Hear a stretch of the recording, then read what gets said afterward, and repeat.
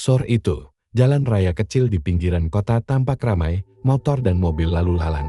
Sesekali terdengar klakson bersahutan. Di sisi kiri jalan, berdiri sebuah warung sederhana dengan papan kayu bertuliskan bakmi ayam kampung Pak Toro, aroma kaldu ayam kampung semerbak dari dapur kecil. Di belakang warung Pak Toro, seorang pria berusia 45 tahun, sedang sibuk mengaduk panci besar berisi kuah bakmi. Keringat mengalir di dahinya meski kipas angin tua di sudut ruangan terus berputar. Di meja kasir, Bu Rita, istrinya, menghitung uang dengan wajah cemas. Hari ini, uang yang masuk tak sampai separuh dari biasanya. Di seberang jalan, terlihat warung baru yang lebih besar dan lebih terang. Papan namanya mencolok, bertuliskan bakmi ayam kampung spesial Pak Yosep. Meja-mejanya penuh pelanggan, lalu lalang. Orang yang keluar masuk membuat warung itu terlihat hidup dan meriah. Bu Rita menatap ke seberang sambil menghela napas panjang lemas. Lihat itu, dari tadi nggak ada sebiji orang pun yang mampir ke sini, semua pada nyebrang ke warungnya Pak Yosep, ucapnya pelan, tapi penuh tekanan. Pak Toro hanya melirik sebentar, lalu kembali mengaduk kuah. Biarin mungkin nanti ada yang datang, jawabnya singkat, meski dalam hatinya mulai panas. Namun waktu terus berjalan, dari pukul 5 sore sampai hampir maghrib. Hanya 2 pelanggan yang datang, sementara di seberang, suara tawa pelanggan dan bunyi sendok garpu beradu dengan mangkuk terdengar jelas sampai ke telinga mereka dulu. Warung kita nggak pernah sepi, Mas, semua orang suka bakmi kita sekarang. Apa kita kalah rasa? Tanya Bu Rita sambil memandang suaminya. Pak Toro menutup panci dengan hentakan keras, bukan kalah rasa. Aku tahu betul rasa bakmi kita masih juara, cuma orang-orang itu sekarang lebih tertarik sama yang kelihatan mewah. Dasar nggak tahu diri. Bu Rita terdiam, tapi pikirannya kacau. Ia mulai teringat hutang listrik yang menunggak, uang sekolah anak yang belum dibayar, dan stok bahan baku yang semakin menipis. Menjelang malam, warung benar-benar kosong. Angin malam yang masuk dari pintu membuat spanduk warung mereka bergoyang. Pelan, dari luar, terlihat Pak Yosep mengantar sendiri pesanan ke pelanggan, dengan senyum ramah yang membuat semua orang betah. Di dalam warungnya yang sepi, Pak Toro duduk sambil merokok. Tatapannya kosong ke arah luar, namun matanya penuh kemarahan. Ia tidak hanya merasa kalah, tapi juga dipermalukan. Apalagi ia tahu, Pak Yosep baru pindah ke kota ini beberapa bulan lalu dan langsung meraih sukses. Bu Rita memecah keheningan. Suaranya lirih, Mas, kalau begini terus, kita bisa bangkrut. Aku dengar-dengar ada cara cepat untuk bikin dagangan ramai lagi. Pak Toro menoleh, matanya menyipit. Cara cepat? Maksudmu apa? Bu Rita menelan ludah, ragu untuk melanjutkan. Orang-orang bilang, ada orang di luar kota yang bisa bantu, tapi nggak gratis, Mas, katanya harus ada syaratnya. Pak Toro menghembuskan asap rokoknya dengan keras. Awalnya ia ingin menertawakan ide itu, tapi entah kenapa, hatinya mulai terusik. Ada sesuatu dalam dirinya yang membisikkan, kalau mau mengalahkan Yosep, lakukan apa saja. Malam itu, tatkala warung sudah ditutup, Pak Toro berdiri lama di depan warungnya, memandang papan kayu bertuliskan namanya. Di seberang, lampu warung Pak Yosep masih terang. Suara orang makan terdengar riuh, dan di hati Pak Toro, sebuah rasa iri yang gelap mulai tumbuh. Perlahan berubah menjadi dendam. 2 minggu sudah warung bakmi ayam kampung milik Pak Toro hampir tak ada pelanggan.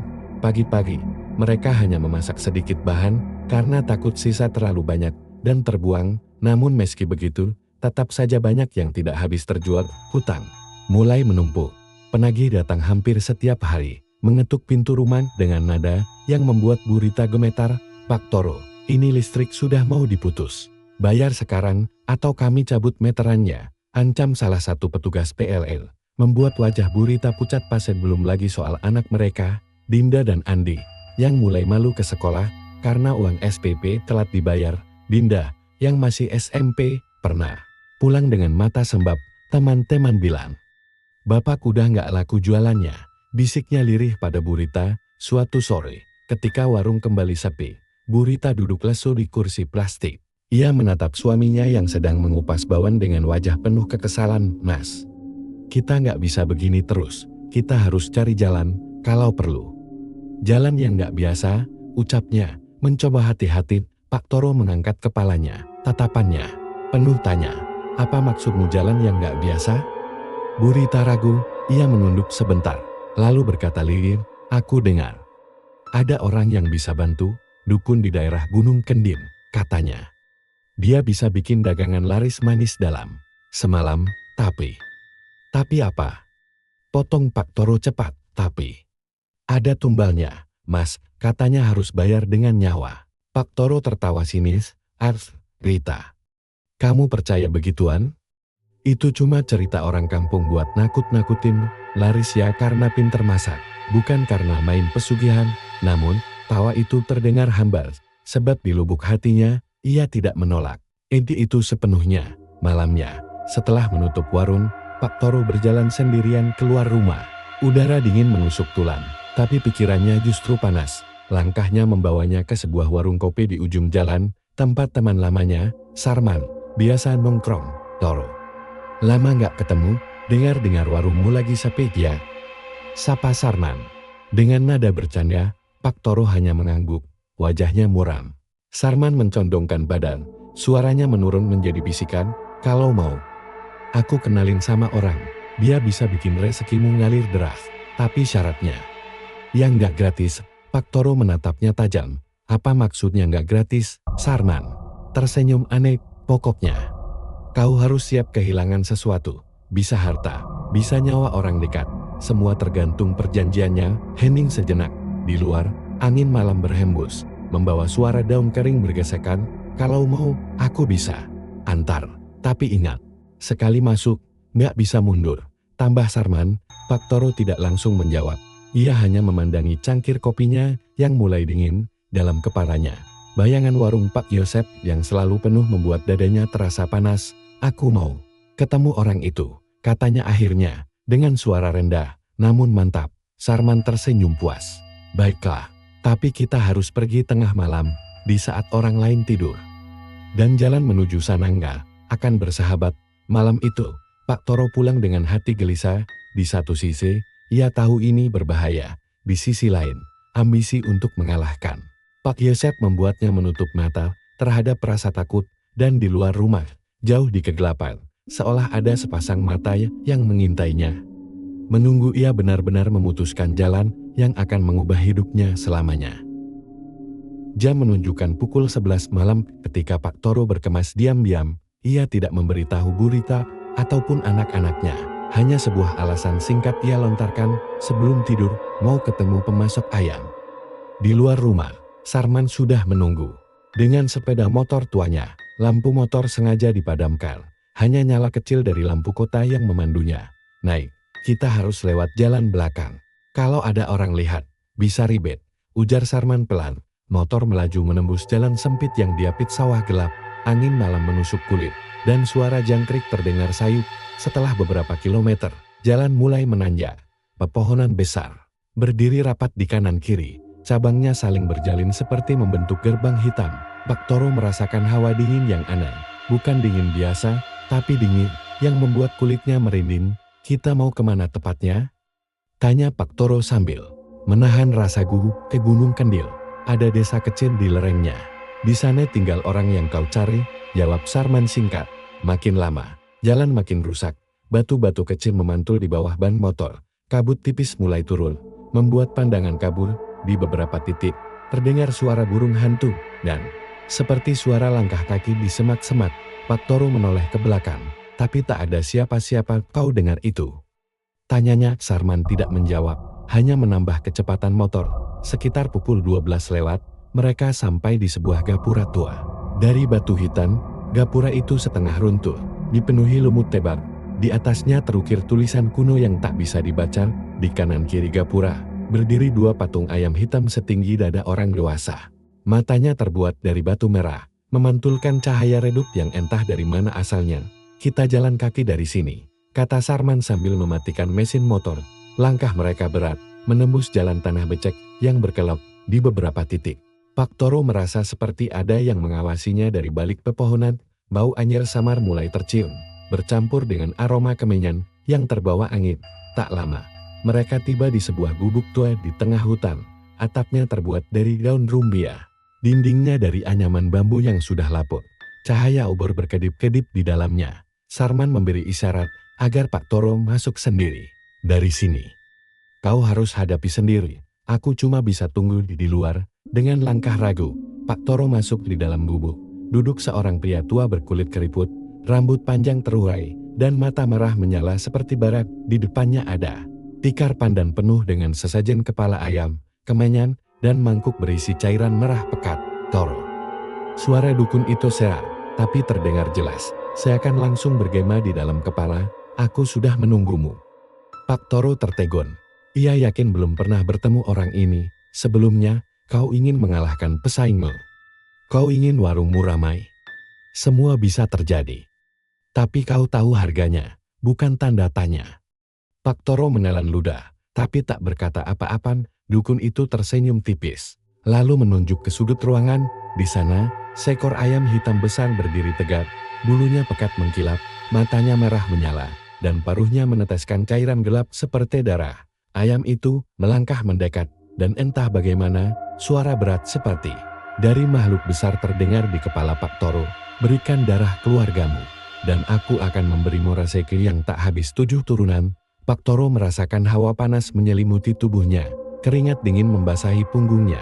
Namun bayangan warung Pak Yosep yang penuh membuat pikirannya terguncang. Ia mengangguk, tanpa sadar bahwa malam ini ia baru saja membuka pintu menuju mimpi buruk yang takkan pernah tertutup. Pak Toro berdiri kaku di dalam bubuk reyot itu. Bau kemenyan yang semakin pekat bercampur dengan aroma amis darah membuat perutnya terasa mual. Lampu minyak di sudut ruangan berkelip, seakan mau padam, menambah suasana semakin menyeramkan. Dukun tua itu bangkit perlahan dari saku bajunya yang lusuh. Ia mengeluarkan sebuah belati kecil dengan gagang kayu berukir kepala ayam. Mata belati itu mengilat, dan Pak Toro merasa hawa dingin menjalar dari ujung jari kakinya hingga ke tengkuk. Mulai sekarang, kau akan mengucapkan sumpah, kata sang dukun sambil menatapnya tajam, sumpah yang tidak bisa kau batalkan. Sampai darah terakhir keluargamu habis. Pak Toro menelan ludah, tapi ia tidak mundur. Ambisi untuk mengalahkan Pak Yosep sudah membutakan rasa takutnya. Sang dukun lalu berlutut di depan sesajen, membakar kemenyan lebih banyak hingga asap putih memenuhi ruangan. Dari dalam kotak kayu di depannya, ia mengeluarkan sehelai kain hitam yang lusuh, lalu menyuruh Pak Toro duduk bersila. Gigit jarimu sendiri. Biarkan darahnya jatuh di mangkuk ini, perintahnya dengan suara berat. Tangan Pak Toro gemetar, tapi ia menurut. Ia menggigit ujung jarinya hingga darah menetes ke dalam mangkuk tanah liat yang berisi cairan merah tua. Bau amisnya langsung menusuk hidung. Tiba-tiba, ayam hitam besar di sudut ruangan itu bergerak. Langkahnya pelan tapi mantap. Matanya memancarkan cahaya merah yang menyala-nyala. Setiap kali kakinya menyentuh lantai, terdengar bunyi seperti cabikan daging basah. Ayam itu berhenti di depan Pak Toro, menundukkan kepalanya. Lalu berbicara, suaranya bukan suara ayam, melainkan suara makhluk besar, berat dan menggetarkan dada. Darah keluargamu. Sebagai tumbang, setiap setahun sekali, aku akan mengambil satu, kau tak boleh menolak. Pak Toro menggertakkan gigi, mencoba menahan rasa takut yang mencengkeram dadanya. Kalau aku setuju, warungku akan laris. Lebih dari itu, kau akan jadi satu-satunya yang dicari orang. Pesaingmu akan jatuh, menderita, dan tak pernah bangkit lagi. Tanpa sadar, Pak Toro mengangguk. Dukun itu tersenyum lebar, lalu mengangkat belati. Ia menggoreskan sedikit darah ayam hitam itu ke dahi Pak Toro. Seketika, hawa panas membakar kepalanya, membuat pandangannya gelap. Dalam kegelapan itu, Pak Toro melihat kilasan-kilasan aneh panci besar berisi daging manusia, tangan-tangan terpotong di atas meja, dan dirinya sendiri berdiri di warung dengan senyum mengerikan, menyajikan semangkuk bakmi yang kuahnya merah seperti darah segar. Ketika ia tersadar, napasnya terengah-engah. Dukun itu sudah duduk kembali, dan ayam hitam itu menghilang. Entah kemana. Mulai besok, rezekimu akan datang, kata sang dukun. Tapi ingat, setahun dari sekarang, salah satu darah keluargamu akan aku ambil. Kau tak boleh kabur. Pak Toro keluar dari gubuk itu dengan langkah berat. Sarman yang menunggu di luar langsung berdiri. Sudah selesai. Pak Toro hanya mengangguk. Wajahnya pucat. Ia tak sadar, di telapak tangannya kini terukir bekas goresan aneh, seperti bentuk paruh ayam. Malam itu, hutan terasa lebih gelap dari biasanya, dan di kejauhan, Samar-samar terdengar kokokan ayam. Tapi suaranya dalam dan menyeramkan, seperti datang dari sesuatu yang bukan ayam biasa. Keesokan paginya, Pak Toro bangun lebih awal dari biasanya. Udara pagi terasa berbeda, seolah lebih berat. Burung-burung di sekitar rumah tidak berkicau, hanya terdengar angin pelan yang membuat dedaunan bergetar. Burita terkejut saat melihat suaminya sudah di dapur, menyiapkan kuah bakmi. "Mas, tumben pagi-pagi sudah semangat?" tanyanya. Pak Toro tersenyum tipis. "Hari ini, aku yakin dagangan kita bakal laris." Tak lama kemudian, aroma kuah ayam kampung merebak dari dapur. Tapi ada yang aneh. Aromanya jauh lebih harum dari biasanya. Seperti ada bumbu rahasia yang tak pernah mereka pakai. Menjelang siang, warung mereka sudah dipenuhi pelanggan. Bahkan beberapa orang sampai rela berdiri menunggu meja kosong. "Mas, ini enak banget. Rasanya beda dari bakmi biasanya," ujar seorang pelanggan sambil menyeruput kuahnya. Yang lain mengangguk setuju. Kuahnya gurih sekali, daging ayamnya empuk, dan entah kenapa, bikin nagih. Burita tersenyum lega. Ia tak tahu apa yang terjadi. Tapi warung yang sepi kemarin kini seperti tak punya cukup kursi untuk semua orang. Bahkan warung Pak Yosep di seberang mulai terlihat kosong. Namun, di tengah keramaian itu, ada hal yang membuat bulu kuduk Pak Toro berdiri. Dari sudut mata, ia melihat seorang pria berpakaian hitam duduk sendirian di pojok warung. Wajahnya pucat, matanya merah, dan bibirnya tersenyum tipis sambil memandangi mangkuk bakmi. Pria itu tidak makan sama sekali, hanya duduk menatap. Ketika Pak Toro menoleh lagi, kursi itu sudah kosong. Hari-hari berikutnya, warung mereka terus ramai. Setiap panci kuah selalu habis. Sebelum sore, pelanggan memuji rasa bakmi yang katanya tak bisa ditemukan di tempat lain. Namun, Burita mulai menyadari sesuatu. Setiap pagi, ayam-ayam di kandang mereka berkurang 1 atau 2 ekor. Tidak ada bekas darah atau jejak kaki pencuri. Hanya bulu-bulu hitam yang tercecer. Suatu malam, sekitar pukul 2, Burita terbangun karena mendengar suara ayam berkokok. Tapi suaranya aneh, dalam, berat, dan menyeramkan, seperti datang dari tenggorokan makhluk besar. Ia mencoba membangunkan Pak Toro, tapi suaminya hanya bergumam pelan, "Tidur saja. Itu cuma ayam biasa." Beberapa hari kemudian, Andi, anak mereka yang masih SD, bercerita bahwa ia melihat ayam hitam besar di halaman rumah saat pulang sekolah. Ayamnya tingginya kayak bapak, matanya merah. "Ma," ucap Andi polos. Burita menegur, mengira anaknya hanya berimajinasi, tapi di dalam hati, ia mulai merasa ada yang tidak beres. Pak Toro, di sisi lain, semakin menikmati kesuksesan warungnya. Ia menghitung uang setiap malam dengan tatapan puas, seakan semua masalah telah berakhir. Tapi jauh di lubuk hatinya, ia tahu kesuksesan ini punya batas waktu. Dan ketika waktunya tiba, ia harus membayar dengan sesuatu yang jauh lebih mahal daripada uang. Di luar rumah, di bawah cahaya bulan yang pucat, seekor ayam hitam besar sedang berdiri diam di dekat kandang yang kosong. Matanya menatap ke arah rumah, seolah sedang menghitung waktu. Beberapa minggu setelah warung bakmi ayam kampung milik Pak Toro selalu ramai, suasana di rumah mereka mulai berubah. Memang, dari luar terlihat seperti keluarga yang sedang menikmati rezeki besar. Warung laris, uang mengalir deras, dan persaingan dengan Pak Yosep hampir dimenangkan. Namun di balik pintu rumah, ada hawa yang tidak wajar. Malam-malam mereka tidak lagi tenang. Setiap pukul 2 dini hari, suara ayam berkokok terdengar dari arah halaman belakang. Bukan kokok ayam biasa, suaranya berat, panjang, dan terasa menusuk telinga, membuat siapapun yang mendengarnya merinding. Burita mulai sulit tidur. Berkali-kali ia terbangun karena mendengar langkah kaki di sekitar rumah. Ketika ia mengintip dari jendela kamar, ia melihat sosok hitam besar di halaman. Bentuknya mirip ayam, tapi ukurannya setinggi manusia dewasa. Sosok itu hanya berdiri diam, matanya menyala merah di tengah kegelapan. Suatu malam, Dinda, anak perempuan mereka, menjerit keras dari kamarnya. Pak Toro dan Burita bergegas masuk dan mendapati anak itu duduk di sudut kamar. Wajahnya pucat pasi. Di pojok ada ayam hitam. "Gede banget," kata Dinda dengan suara bergetar sambil menunjuk. Namun, ketika Pak Toro melihat ke arah yang ditunjuk, ruangan itu kosong. Hanya ada bau amis menyengat yang entah datang dari mana. Sejak kejadian itu, Dinda sering bermimpi buruk. Ia mengatakan dalam mimpinya, seekor ayam hitam besar mematuk kepalanya dan menyeretnya ke dalam hutan. Andi, adiknya, juga mulai berubah. Anak yang biasanya ceria itu sekarang sering duduk melamun, kadang bicara sendiri. Pernah suatu pagi, Bu Rita melihat Andi mengubur sesuatu di halaman. Saat digali, ternyata itu adalah kepala ayam yang matanya masih terbuka lebar. "Mas, ini nggak wajar. Aku takut sama apa yang sedang terjadi," kata Bu Rita suatu malam sambil menatap suaminya. Pak Toro mencoba menenangkan, meski wajahnya sendiri terlihat gusar. "Tenanglah, semua ini cuma halusinasi kalian. Yang penting, warung kita tetap ramai." Tapi dalam hati, ia tahu persis apa yang sedang terjadi. Setiap gangguan itu adalah tanda bahwa waktu pembayaran perjanjian semakin dekat. Gangguan juga mulai merembet ke warung.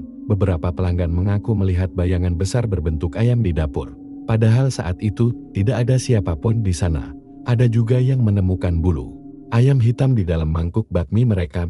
Puncaknya, suatu malam hujan deras, terdengar suara ketukan keras di pintu belakang rumah. Ketukan itu teratur, tapi anehnya, terdengar seperti paruh mematuk kayu. Ketika Bu Rita memberanikan diri mengintip, ia melihat seekor ayam hitam raksasa berdiri di teras belakang, bulunya basah kuyup, matanya menatap tajam. Dan di paruhnya, tergantung sebuah pita rambut merah milik Dinda. Bu Rita langsung menjerit, membuat seluruh rumah panik. Pak Toro yang berlari ke belakang, hanya menemukan halaman kosong, tapi bau amisnya masih menggantung di udara. Malam itu, Bu Rita tak bisa tidur sama sekali. Di luar jendela, samar-samar terdengar suara berbisik, suara yang tidak jelas dari arah kebun. Waktunya sebentar lagi. Hujan turun deras malam itu, membasahi seluruh jalanan desa. Air menetes dari atap rumah Pak Toro, menciptakan suara ritmis yang menambah dingin suasana. Di dapur, lampu pijar berwarna kekuningan berkelip-kelip, seakan tak sanggup bertahan. Ibu Rita duduk di kursi, menatap kosong ke arah lantai, wajahnya pucat seperti kehilangan darah. "Rit, aku sudah nggak bisa mundur malam ini. Waktunya," ucap Pak Toro dengan suara berat. Tangannya gemetar, tapi matanya tetap menatap tajam, seolah sedang mencoba meyakinkan dirinya sendiri. Ibu Rita menggeleng lemah. "Toro, ini nggak benar. Aku takut." Pak Toro memukul meja keras. "Kalau kita mundur, semua ini sia-sia. Warung kita akan hancur. Kita bakal kalah sama Yosep. Kamu mau itu terjadi?" Suasana menjadi tegang. Angin kencang tiba-tiba berbesir dari arah belakang rumah, membawa aroma anjir bercampur amis seperti darah basi. Dari luar, terdengar suara langkah kaki pelan, tapi berat. Duk-duk. Pak Toro berdiri, matanya melirik ke pintu belakang yang terbuka sedikit. "Dia sudah datang," bisiknya. Sosok tinggi dengan tubuh hitam legam muncul di ambang pintu. Matanya merah membara, wajahnya menyerupai manusia tapi rahangnya panjang seperti moncong binatang. Lidahnya menjulur panjang, meneteskan cairan kental berwarna hitam. "Toro, waktunya bayar." Suara makhluk itu bergema seperti berasal dari dalam tanah. Ibu Rita mundur sambil menahan teriakan, Jangan ambil kami." Makhluk itu tertawa pelan. Suaranya menusuk telinga, "Janji tidak bisa dibatalkan. Harga yang kau bayar adalah darah dari daging sendiri." Pak Toro menelan ludah. Tubuhnya kaku. Dia tahu, ini malam di mana tumbal harus diberikan. Namun, pikirannya kacau. Apakah dia akan menyerahkan anaknya atau dirinya sendiri? Tiba-tiba, dari kamar, terdengar suara tangisan kecil. Rina, anak bungsu mereka, keluar dengan piyama basah karena air hujan yang menetes dari atap. "Bapak, kenapa di luar ada orang hitam?" tanyanya polos. Pak Toro langsung gemetar. Makhluk itu menoleh ke arah Rina. Senyumnya melebar hingga bibirnya sobek sampai ke telinga. "Yang ini manis sekali. Darahnya segar." Ibu Rita langsung berlari memeluk Rina. Tapi tiba-tiba lampu mati total. Rumah gelap gulita. Hanya tersisa kilatan petir dari luar yang sesekali menyinari wajah mengerikan makhluk itu. Suara napasnya terdengar dekat, sangat dekat. Di tengah gelap, terdengar suara seretan kuku di lantai, diikuti aroma amis yang semakin menyengat. Makhluk itu bergerak cepat, dan teriakan Ibu Rita menggema di seluruh rumah. Malam itu, hujan tidak hanya membasahi tanah, ada sesuatu yang jauh lebih merah yang mengalir di lantai rumah Pak Toro. Hujan masih turun deras, namun suara tangisan dan teriakan dari rumah Pak Toro sudah hilang, digantikan oleh kesunyian yang mencekam. Di luar, jalanan licin dan berkilau oleh pantulan cahaya petir. Warga sekitar mulai curiga karena melihat pintu belakang rumah Pak Toro terbuka lebar, sementara lampu-lampu mati total. Pak Jaya, tetangga yang tinggal di seberang, memberanikan diri mendekat sambil membawa senter. Toro cerita, "Kalian baik-baik aja?" Suaranya bergetar, tidak ada jawaban. Hanya suara air hujan yang jatuh ke tanah. Ketika dia melangkah masuk ke dapur, bau anjir yang pekat langsung menghantam hidungnya. Cahaya senter bergetar di tangannya, menyapu lantai yang basah. Bukan hanya air hujan, tapi bercampur dengan cairan merah yang mengalir pelan. Pak Jaya tertegot, ya Allah, ini darah. Di sudut dapur, ada panci besar yang biasanya dipakai untuk merebus daging di warung Pak Toro.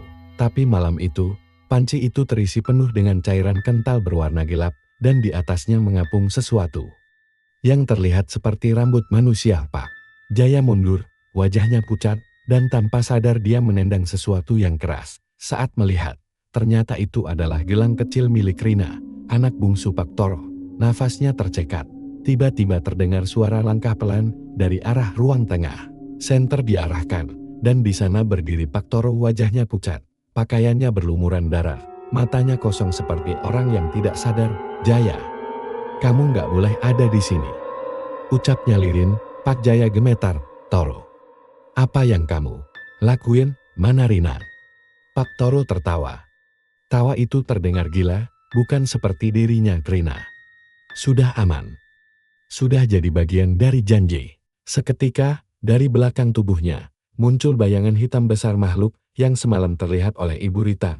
Tubuhnya makin jelas terlihat, tinggi menjulang, kulitnya seperti arang terbakar, matanya merah, dan kukunya panjang seperti pisau. Makhluk itu menatap Pak Jaya sambil berbisik, "Kau ingin tahu rahasianya?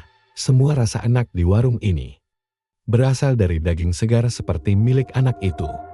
Pak Jaya mundur, namun lantai licin membuatnya tergelincir, senter terjatuh, dan ruangan kembali gelap. Dalam kegelapan, terdengar suara cakaran, suara daging disobek, dan jeritan Pak Jaya yang menggema sebelum tiba-tiba terputus. Beberapa jam kemudian, hujan berhenti. Rumah Pak Toro tampak sepi, namun dari dapur, bau masakan mulai tercium, aroma gurih yang begitu menggoda. Seolah tidak pernah terjadi sesuatu di sana. Keesokan paginya, suasana desa berubah mencekam. Hujan semalam meninggalkan kabut tebal yang menutupi jalanan. Warung Pak Toro tetap buka seperti biasa, namun ada yang berbeda. Aroma masakannya jauh lebih tajam, menggoda, dan anehnya membuat perut orang yang menciumnya merasa lapar meski mereka baru saja makan. Beberapa warga yang biasa datang mulai duduk dan memesan. Ibu Rita melayani dengan senyum yang aneh, matanya merah, wajahnya pucat, namun gerakannya gesit seperti tidak tidur semalaman. Pak Toro hanya duduk di sudut, menatap setiap pelanggan dengan tatapan kosong.